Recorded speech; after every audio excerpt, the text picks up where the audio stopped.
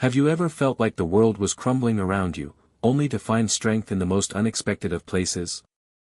This is a story about a woman who lost everything, but found herself in the quiet spaces she built for others.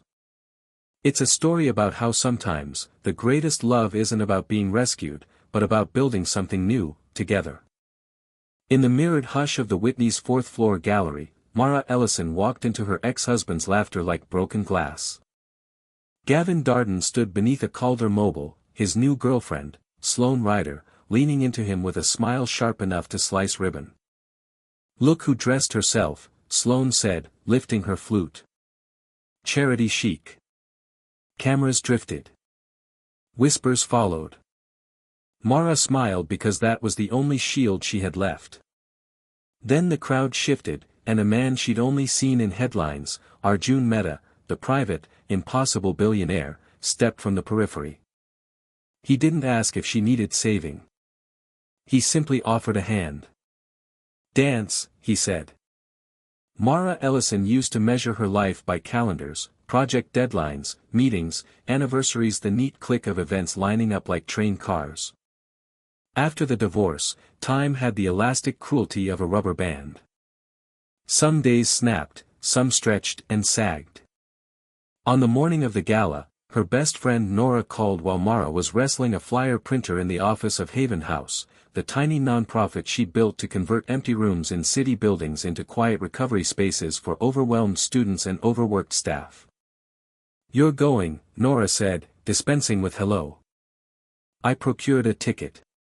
It's the Hudson Arts Endowment Gala, and your name will be on the list." Mara sighed. The printer gulped the corner of a page and died dramatically. "I have a budget meeting at 8 tomorrow. My board wants answers. Donations are down." Maybe because certain donors were captured by a more entertaining narrative, Nora's voice dipped. "Attend. Smile at the right people. Remind them your work still exists. And yes, you look phenomenal in that sea glass dress." Mara glanced at the garment bag hanging off a bookshelf. She'd bought the dress back when optimism felt like income. "You know Gavin will be there. With Sloane." "I do," Nora said. "Consider it exposure therapy." "Exposure to what?" "The exposure of having chosen the wrong person, of not noticing the fault lines beneath love until the house collapsed." Gavin had been the golden son of a family that moved through Manhattan the way others moved through their own kitchens effortlessly, casually, everything within reach. When he'd fallen in love with her at an East Village poetry night, he'd praised her work ethic, her weirdness. Later, he'd called it her lack of polish. It still stung how something cherished could be renamed into a wound. Sloane had entered the picture with wet lacquer nails and a certain kind of beauty that asked to be used.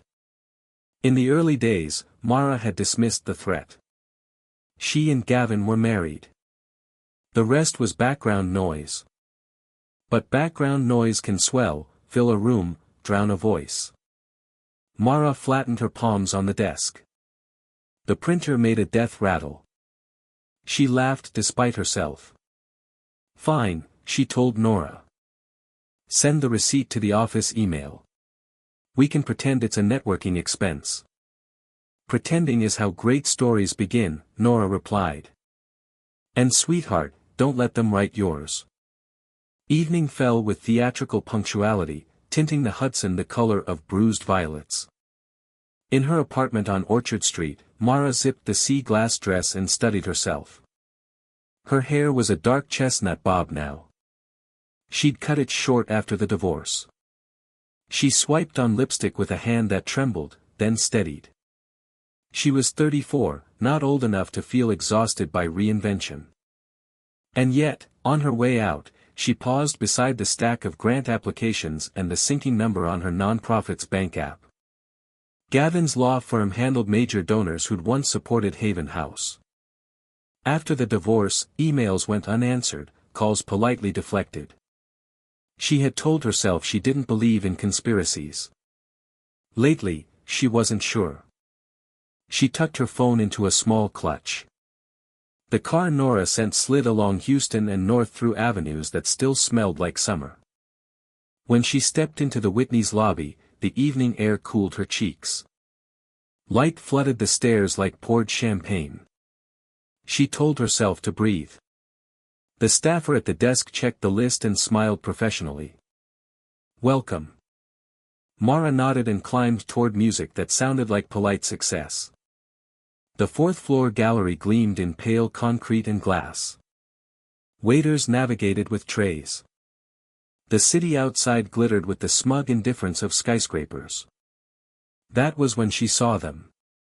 Gavin in a tux that fit like a threat and Sloane in a black dress that seemed less worn than wielded. They looked carved from comfort. Gavin's hair, sun-touched and disciplined. Sloane's smile, all calculation. Mara felt the old reflex to retreat. She stood taller instead. She would not be precious tonight. She would simply be present. Gavin noticed her first. "Mara," he said, loud enough that nearby heads tilted. He used the tone he saved for settlement offers he intended to win. "You look different." "Different can be good," Mara said and let a waiter place a flute in her hand. It steadied her grip. She didn't plan to drink, she needed the prop. Sloane slid into the space between them with predatory grace. "I almost didn't recognize you," she said. "The haircut is brave." "Brave is walking into a room where you're unwelcome," Mara replied. She softened the edges with a smile. "But they let me in anyway." Sloane blinked. Gavin's mouth twitched, the ghost of admiration he used to wear. Mara looked away before the memory could bloom into something that hurt. "We were just discussing Haven House," Gavin said. "My mother brought it up over dinner. She worries about you. Says you've got a habit of taking on too much." "Eleonora always did love a hobby," Mara said. "She shouldn't have. She did anyway." Sloane's laugh tinkled like a fake bell. "Relax," Sloane murmured. "We're all friends here. You know, I admire your passion, but scale matters. If you're not growing, you're dying," she sipped. "Donors need confidence." Mara felt the words like fingers on a bruise. Confidence. As if she had fed on it carelessly and now deserved hunger. She thought of the spreadsheets in her office, the messages from school counselors who told her the quiet rooms had stopped a fight, a panic attack, a dropout, small victories that wouldn't fit on a gala plaque. "Scale matters," Mara said softly. "So do the people inside the numbers." "That's sweet," Sloane replied. "But outcomes matter most." And well, she tilted her head toward Gavin, "Some of us are good at outcomes." Laughter pinpricked along the knot of attendees eavesdropping in that way Manhattan made into a sport, listening without appearing to. Mara swallowed what she wanted to say. Not here, not where cameras might catch her mouth forming something unforgivable. Her cheeks flamed. She stared past Sloane at the sculpture above, wire floating like the impossible residue of movement. Maybe that was what she'd been after, the shape of what remained, disciplined into art. "Mara," Gavin placed a hand on her elbow, the gesture so familiar that her bones remembered. "This isn't personal." "Everything is personal," she said, and stepped back. His hand dropped. He and Sloane exchanged a look, amusement, pity, triumph, and something inside Mara tightened into quiet rage. Then the crowd shifted, and the air shifted with it as if someone had opened a window. Arjun Mehta approached without entourage or announcement. He was taller than newspapers suggested, dark hair neatly cut, jaw serious in the way of people who spend more time solving than speaking. He wore a tuxedo that didn't wear him, and he moved like someone who belonged anywhere he decided to stand. "Excuse me," he said to no one in particular, his voice low but certain. His gaze touched Mara's and stayed. "I'm told this is where the most interesting conversation is happening." Sloane straightened, cameras behind her waking like flowers to the sun. "Mr. Mehta," she began, hand outstretched. Sloane Rider, Arjun said, not taking her hand. He nodded. We've met. He turned to Mara and did something both old-fashioned and unscripted. He bowed slightly, palm open, as if inviting an alternate narrative to join the room. Will you dance? He asked. Mara stared. She couldn't parse the impulse chivalry, strategy, or simple human decency. She looked at Gavin, whose expression had become a locked door. She looked at the watchers, bent toward the potential of spectacle. Mara placed her fingers in Arjun's palm. Music unfurled from the speakers, a slow tune with echoes of something French. He led with an ease that didn't announce itself. She followed because her feet remembered how. I'm Arjun, he said softly as they drifted into the cleared space. You looked like you could use a hand. You looked like you wanted a headline, she replied before she could edit herself. His mouth curved.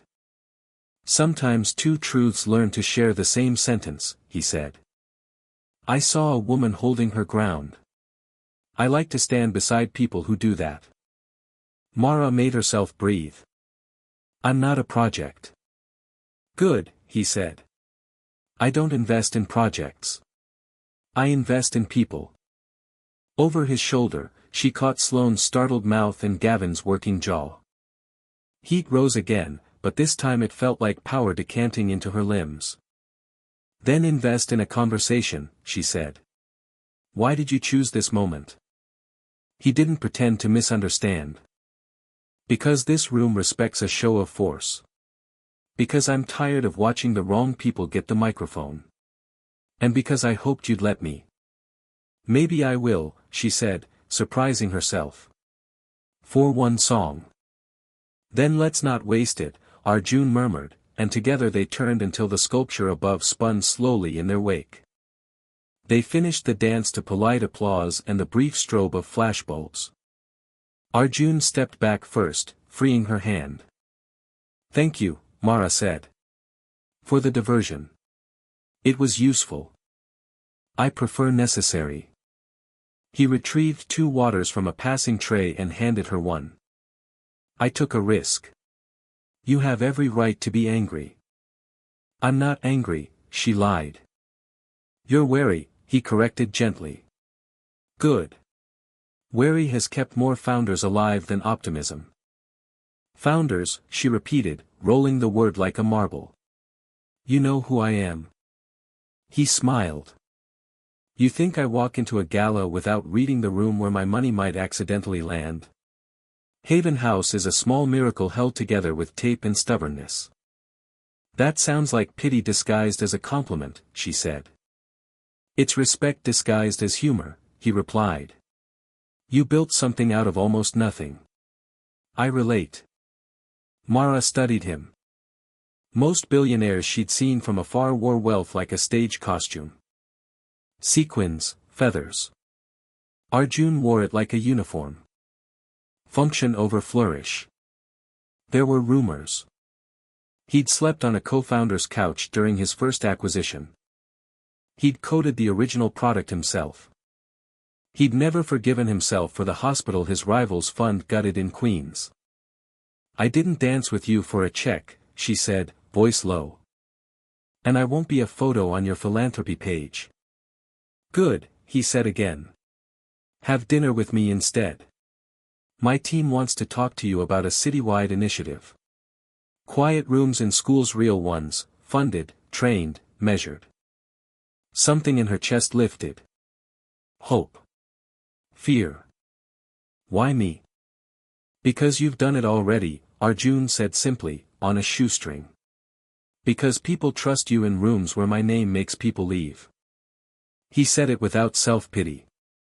She believed him. I'll consider it, she said. After I survive this evening. Then consider this a variable improved, he said. He slipped a card from an inner pocket, but not the glossy rectangle with gilded edges she expected. It was simple. Matt. His name and a phone number. Text me when the worst part is over. What makes you think this isn't the worst part? She asked. He glanced over her shoulder. Because I can see your ex-husband advancing like a weather system. Mara didn't turn. I don't want to give them a second act. Then let me give you an exit, Arjun said. There's a utility staircase behind the Rothko. It leads to a terrace. Fresh air. No cameras. She hesitated. Every instinct insisted on finishing what pride had started, but Nora's voice chimed in her memory. Don't let them write your story. Lead the way, she said. They navigated through clusters of donors who parted without noticing themselves doing it, an emotion as ingrained as breath. Arjun nodded to a guard who nodded back because money makes its own security. They slipped through an unmarked door and onto a narrow stairwell that smelled faintly of paint and lemon cleaner. On the terrace, the city felt close enough to touch. Cars threaded down the west side highway. The river moved with an old muscle's patience. The wind lifted the hair at Mara's nape. It felt like permission. I grew up in Jackson Heights, Arjun said suddenly, hands on the rail. My mother taught high school chemistry. On her lunch break, she'd hide in the supply closet. Said the quiet saved her. Mine was a library aide in Ohio, Mara said. She used to shelve fiction when she was nervous. Said stories returned to their places without complaint. They stood in the kind of silence that's an agreement. I have to go back in, Arjun said at last. They'll notice and decide what I meant by leaving. I'll keep it boring. Is that possible? Mara asked. You just choreographed a 12-second scandal. A flicker of amusement crossed his face.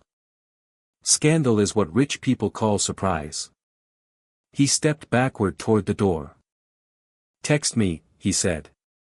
Whatever you decide, text. I'm better with data than speculation. She lifted the card. I will.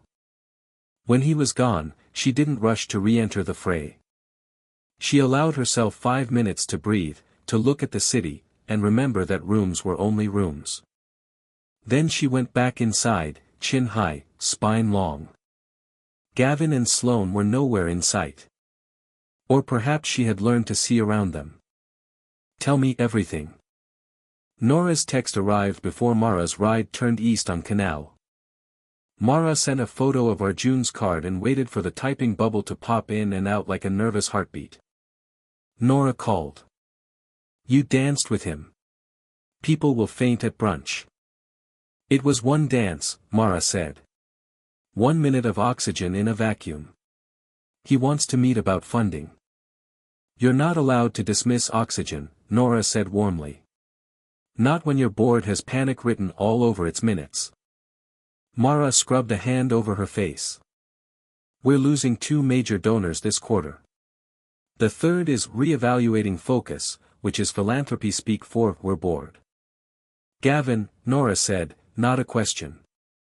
I can't prove it, but ever since the divorce, Mara watched neon smear the window, calls drop. Invitations don't arrive. Introductions grow teeth. Then stop asking for permission, Nora said. Find new rooms. I found one, Mara said, thumb pressed to the mat card like a talisman. I just don't know if he's bringing chairs or chains. Nora was quiet. Arjun Mehta has his own weather, but he knows what it is to want something no one else can see yet. That's a kinship you don't buy. Later, alone in her apartment, Mara Googled him despite herself. Page after page of articles and carefully lit portraits. The boy genius who wasn't a boy anymore. The man whose acquisitions were called rescues by some, raids by others. A recent profile quoted him saying, I don't fix things. I build new ones. She rolled onto her back and stared at the ceiling. Do I want to be new? In the morning, the board meeting began badly and got worse. The conference room at Haven House was a repurposed storage closet with a borrowed fern and a window that offered nothing but a brick wall. The chair, a kind man whose years in higher ed had smoothed his voice into a permanent apology, cleared his throat. We have to consider a merger. The Downtown Wellness Alliance wants our model. Without us, Mara said. They want the rooms, the language, the community trust, and none of the mess that made them.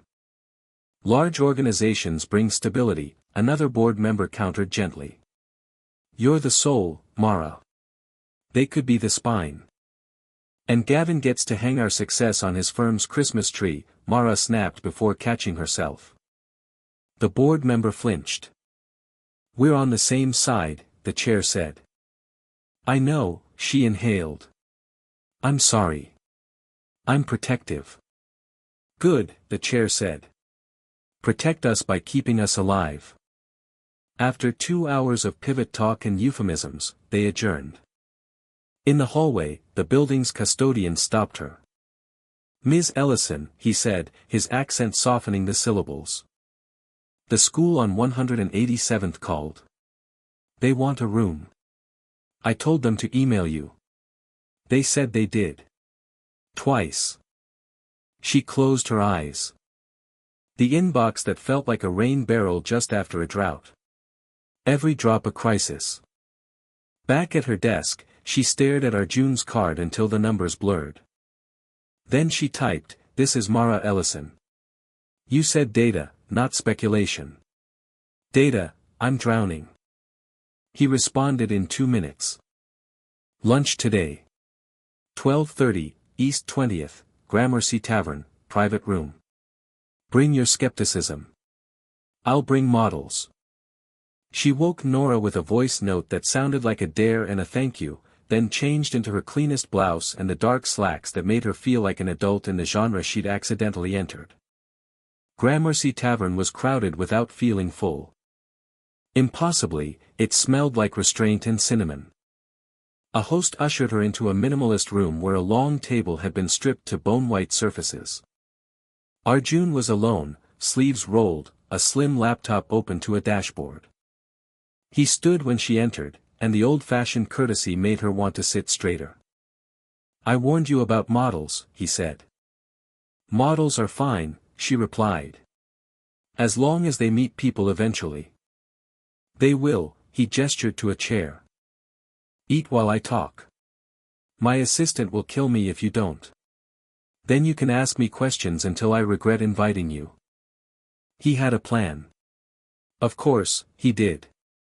A 3-year funding arc escalating with metrics she found both precise and human. He didn't say, impact.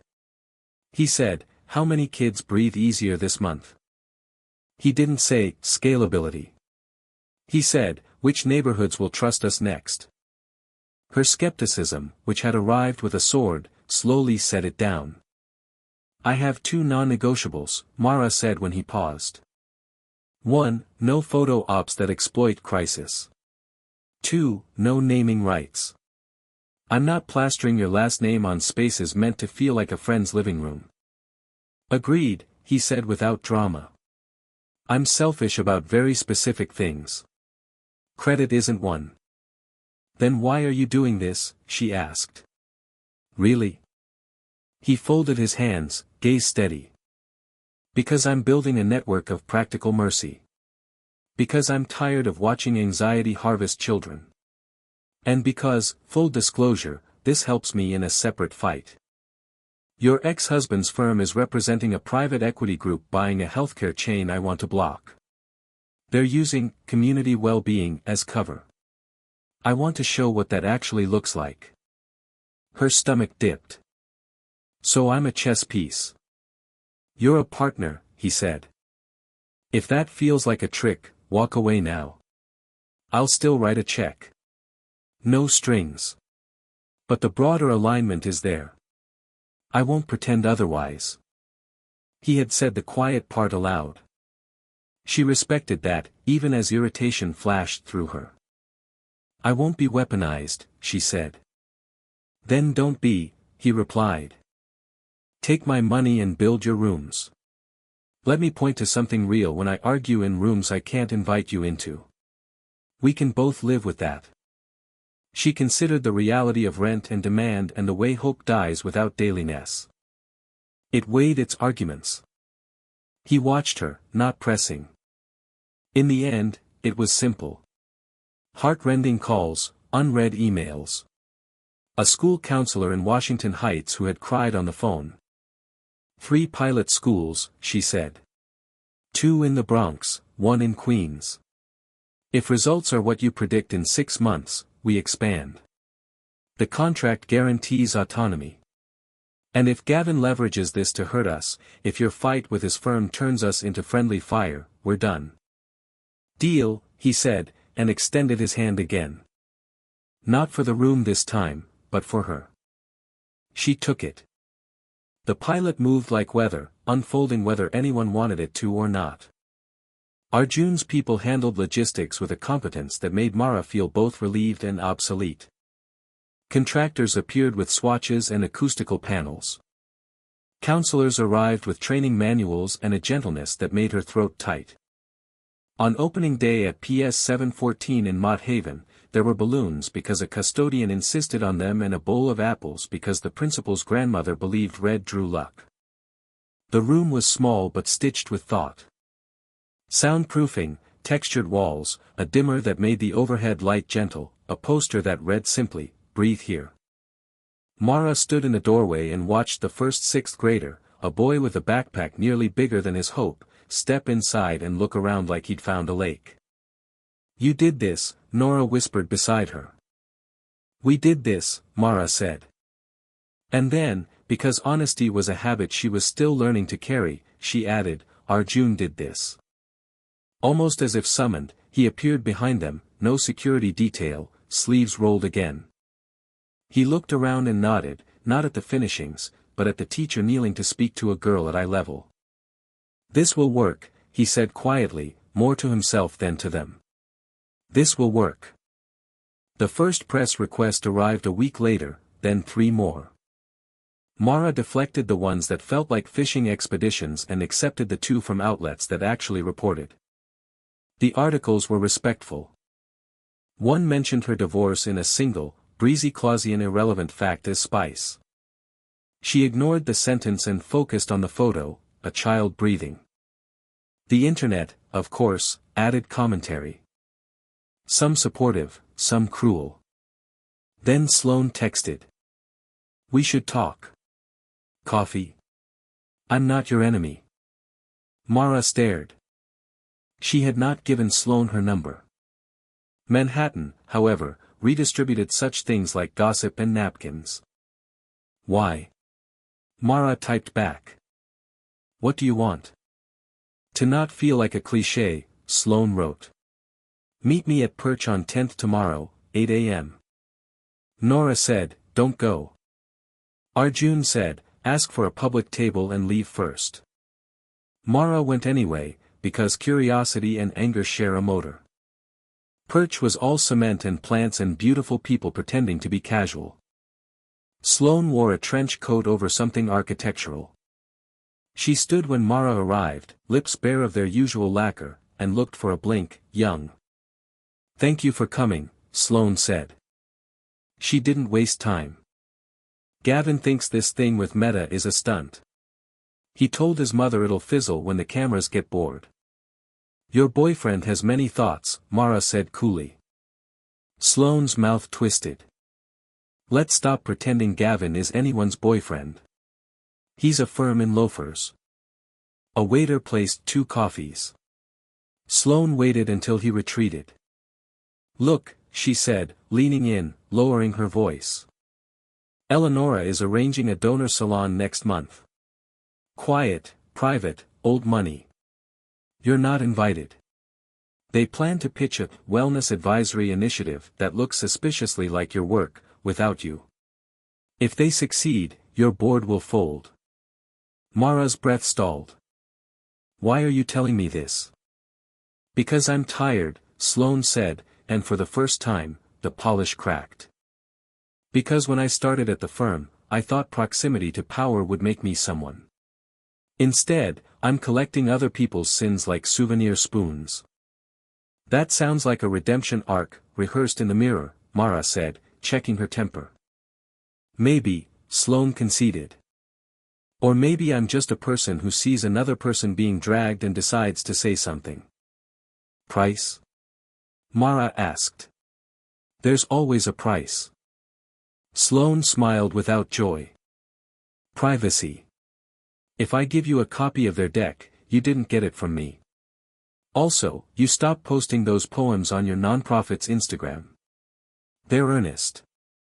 Donors hate earnest. Noted, Mara said, though she had no intention of scrubbing the poems her mother loved. Send the deck. That night, an email arrived from an anonymous account. The deck's title, Community Calm, a Scalable Wellness Footprint. Slide 2, a photo of a quiet room stolen from Haven House's website, the watermark clumsily cropped. Slide 6, talking points about, no names, no drama, execution. Slide 10, proposed advisors, including Eleonora Darden. Mara forwarded it to Nora with a string of words the church doesn't endorse. Then she texted Arjun, we need to talk. They're coming.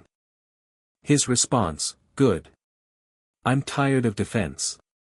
Let's go on offense.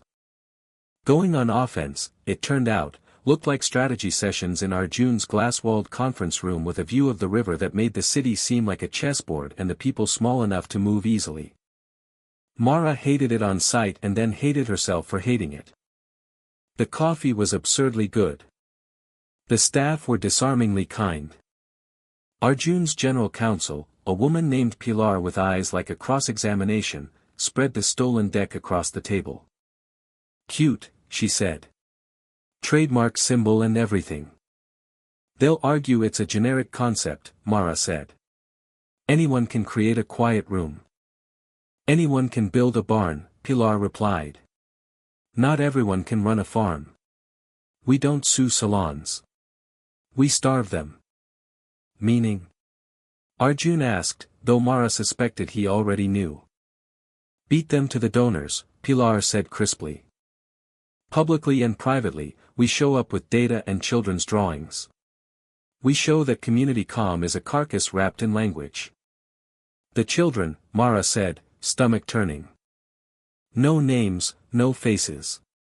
Of course, Pilar said, a flash of impatience. We're not monsters. Sometimes we're mirrors, Arjun murmured.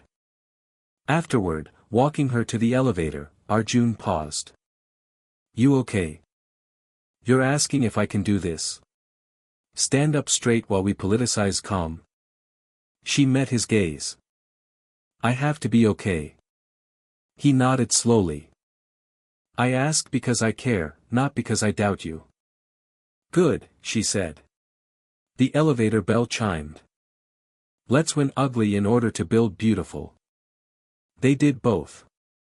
In the weeks that followed, Mara spoke in rooms she'd never seen before, with ceilings coffered like wedding cakes and carpets so thick her heels left no sound. She told stories that protected privacy and revealed truth.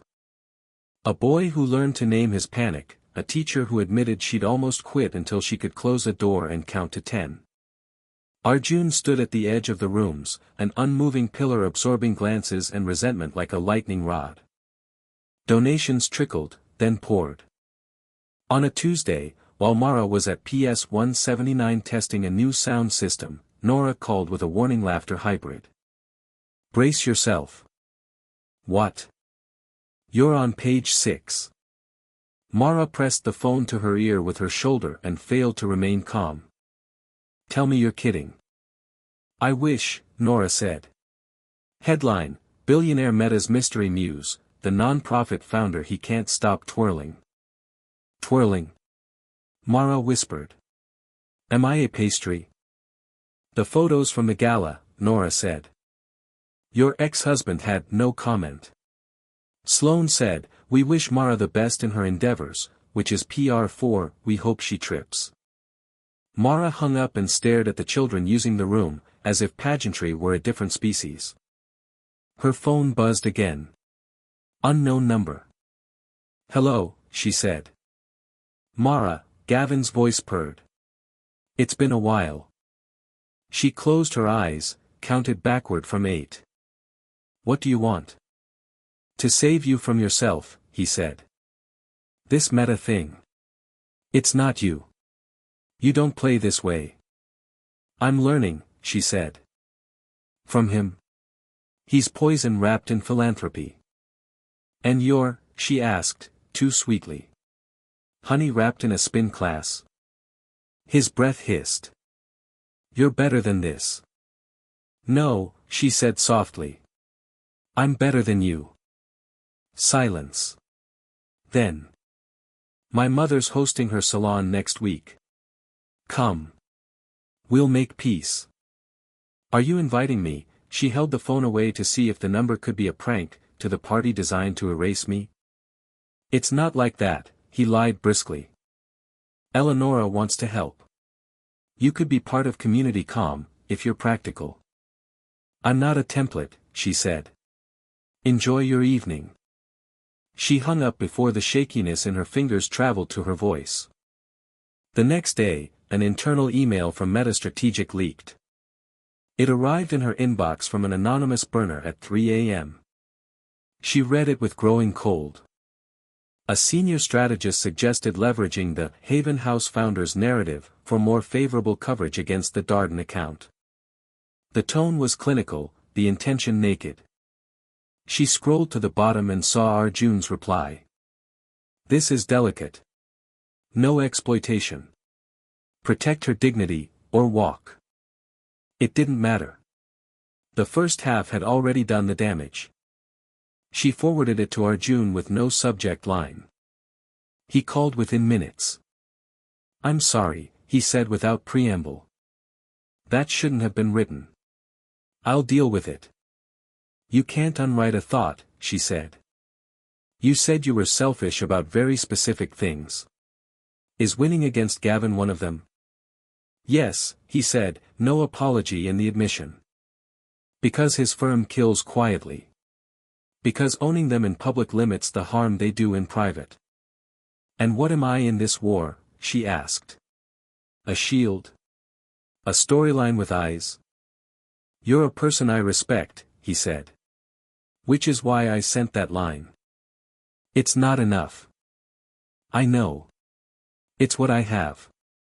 She leaned against the cool cinder block of the school hallway. Children's laughter filtered through the door, the sound of the world proceeding without her dilemmas. I need a day, she said. No meetings, no interviews. Just the rooms. Take it, he said. I'll make sure the world doesn't fall apart for 24 hours. She laughed then, unwisely charmed. Deal.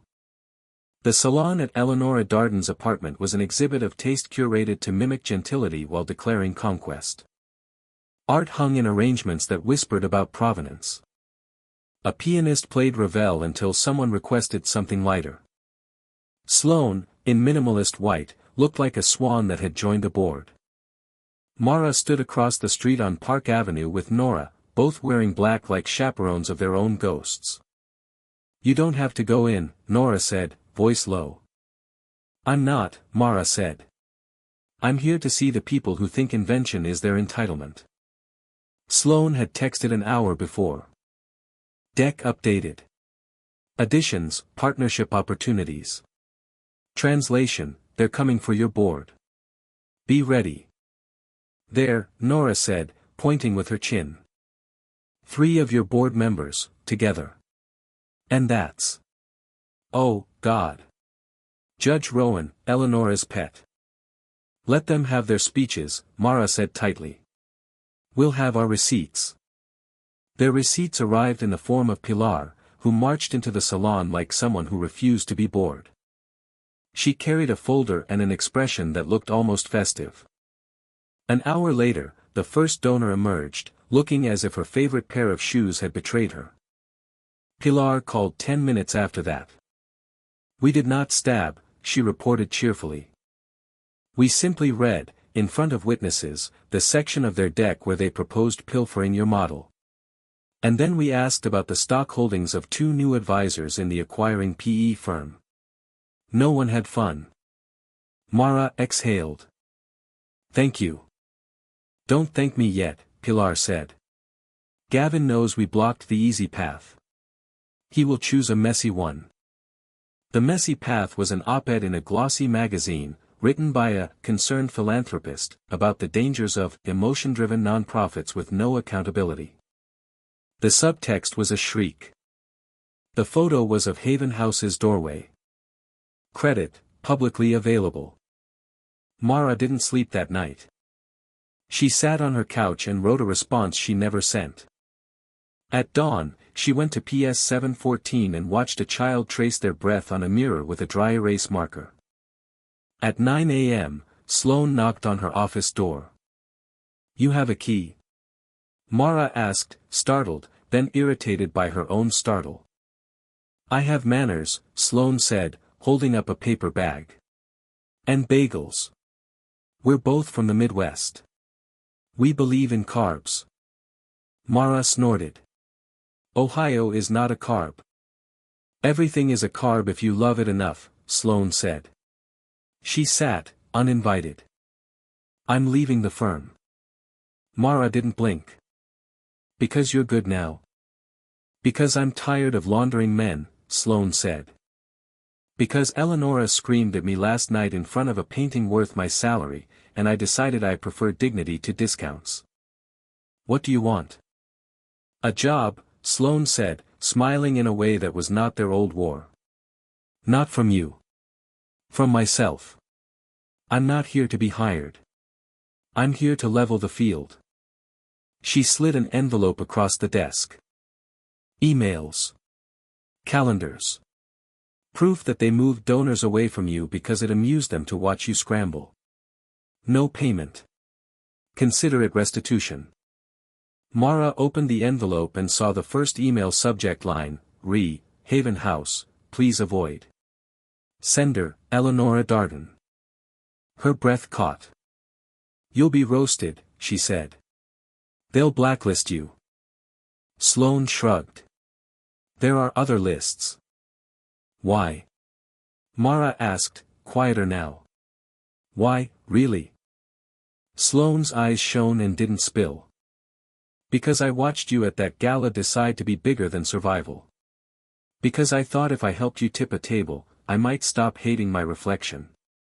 They stared at each other and briefly became something like allies. After Sloane left, Mara called Arjun.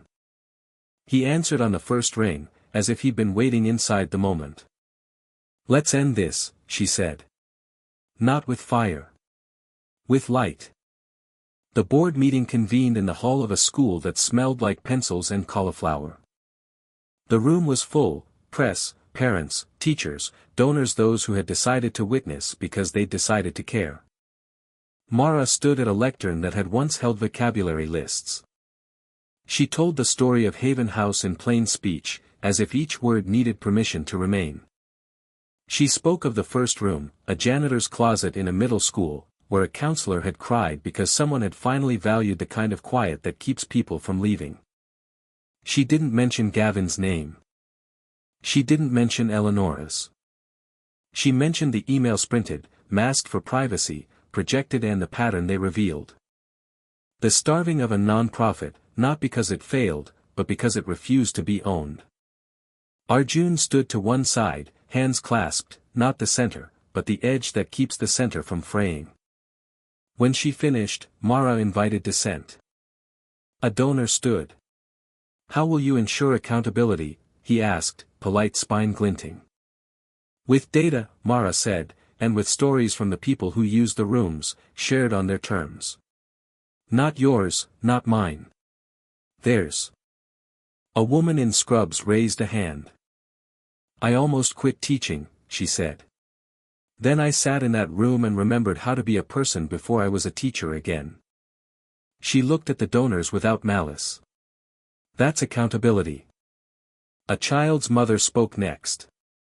Then a school cop who said the fights had less blood in them lately. Then a teenager who, with a courage that made the air change color, said he'd thought about not being here, and then sat in a room until the thought shrank. Reporters took notes like they were thirsty. Then Gavin entered, late, jaw set, Eleonora behind him like a scent. He didn't ask to speak. He assumed it. This is theatrics, he said, gesturing as if conducting. I admire the impulse. But we need structures. We built structures, Mara said calmly. You tried to sell them without us. Eleonora's smile was a winter thing. My dear, perhaps if you had been more amenable, we could have worked together. I am a non-profit, not a daughter-in-law, Mara said. Your tools no longer fit this job. A ripple of laughter. It carried something like relief. Gavin's face pinched. You're burning bridges. We brought water, Arjun said for the first time, his voice quiet and carryable. He held up a letter, a commitment from a coalition of donors, including 2 who had defected from Eleonora's salon after Pilar's gentle show and tell. 3 years of funding. Independent Oversight Board. Community seats. Transparency you can read without a law degree. Silence. Then applause that began in one corner and grew like a necessary fire. Eleonora's mouth didn't move. Gavin stared at Arjun with a loathing that had nothing to do with business. After the meeting, in the hallway, Gavin approached Mara alone. I never meant to ruin you, he said. And for a second, the practiced face dropped, and she saw the boy she'd married, scared of the emptiness glitter cannot fill. You meant to contain me, she said. It's different. He nodded as if cataloging that difference hurt. I had panic attacks, he said suddenly. In law school. After, too. You saw them. You were kind. I hated you for it. For seeing me, for holding the worst parts while still believing in the better. She blinked at the confession, unexpected and oddly tender. Why didn't you tell me it was that? Because shame is a language I'm fluent in, he said. I'm sorry. Not because of the optics. Because it's the word I owe you. I accept, she said, because carrying refusal had made her bones ache. And I hope you do better. I will try, he said. It's all I trust myself to promise. Sloane slipped past then, sunglasses on indoors because she could. She touched Mara's arm. You were incandescent, she whispered. If anyone asks, I was never here. Mara squeezed her hand. Go make a life. Working on it, Sloane murmured, and was gone. Arjun waited at the end of the hall. Not a rescuer now, but a collaborator, eyes warm in a way that made Mara's heart do something embarrassing. You were extraordinary, he said simply. So were the rooms, she replied. They're the point. He held out his hand. Not for cameras, not for headlines. For her. Walk. She took it. 1 year later, the Hudson made its quiet promise to the city again, as people in good shoes lined the entrance to a new kind of gala. It wasn't at the Whitney or the Met. It was at PS 714, where the auditorium had been transformed without betraying itself. Paper cranes threaded between stage lights. Student art lined the walls like a chorus. A string quartet from the neighborhood school filled the room with borrowed Mozart. There were donors, yes, and reporters, some confused by the absence of caviar. There were teachers in slightly wrinkled dresses and janitors in their best shirts. There were parents with strollers and teenagers with eyeliner and an old woman who slapped Arjun's shoulder and said, You eat, you look skinny. He laughed like someone's grandson. Mara, in a dress she'd bought on sale because she liked how it let her move, stepped onto the stage to the kind of applause that always startled her, because it was a sound she did not build. She waited until it calmed into a listening. We're here to celebrate spaces, she said. Not rooms, not logistics, not line items. Spaces where people remember they belong to themselves. When we started, we believed something we couldn't prove. Today, we can prove it a little. She gestured to the screen behind her where graphs that weren't abstract attendance up, fights down, referrals caught earlier sang their quiet song. Then drawings appeared. Lopsided hearts, careful stars, a cartoon dragon breathing flowers. She paused to let the laughter find its place. We did this together, she said. And tonight is not about me or donors or headlines. It's about the fifth grader who told me the room feels like a friend. It's about the teacher who said she remembered why she stayed. It's about the city we're building, on purpose. Applause again. The quartet slid into something bright. Arjun stepped onto the stage, not touching the microphone, just taking his place while the noise thinned.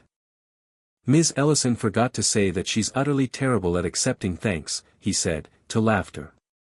So, I'll do it for her. Thank you. He lifted a hand, and the lights dimmed a little. A short video played, stitched together by students in a media program Arjun had insisted on funding. It was messy and perfect. It ended with the words, "We breathe here." When the lights rose, Arjun and Mara stood side by side. He looked at her like a man who could finally imagine living without armor. "Dance?" he asked, and the room made a soft, happy noise. Mara laughed, the sound free of the ache that had once lived in it. "Let them say what they will," she said. "We'll build our own rooms, too." They stepped down from the stage and onto the floor, and this time when they turned, no one clapped, because no one had to. The music carried them. Gavin stood in the back, hands in his pockets, and nodded once to himself before slipping out unnoticed. Sloane arrived late on purpose, hair shorter, eyes clearer, and leaned against the doorframe like a person who had chosen a better edge. Outside, the city crosshatched its own story. Inside, under paper cranes, people who had almost given up learned how to stay. Mara rested her head against Arjun's shoulder for the length of a breath. Then lifted it, eyes bright with the understanding that redemption is a verb, and belonging is a practice. And love is not a rescue, but a room you build daily, together. He didn't save her. She didn't save him. They saved what they could, and it was enough to change a city, one quiet room at a time. If this story held you, if you felt the sting of a whispered insult, the rush of an unexpected hand, the relief of a room where you could finally breathe, then you know what Mara learned. Power is loud, but dignity endures. Love doesn't rescue, it rebuilds. Arjun didn't fix her, she wasn't his project. Together, they chose the work over the theater. Sloane chose a mirror that told the truth. Even Gavin chose to speak the word sorry and start again. If you'd like more stories with messy people, real stakes, and endings that earn their light, tap like, share this with someone who needs a quiet room today, and subscribe for the next chapter in this channel's world of human-scale drama. Your support helps these stories find their people and maybe builds a few rooms of calm in the process. Thanks for listening. I'm glad you stayed till the end.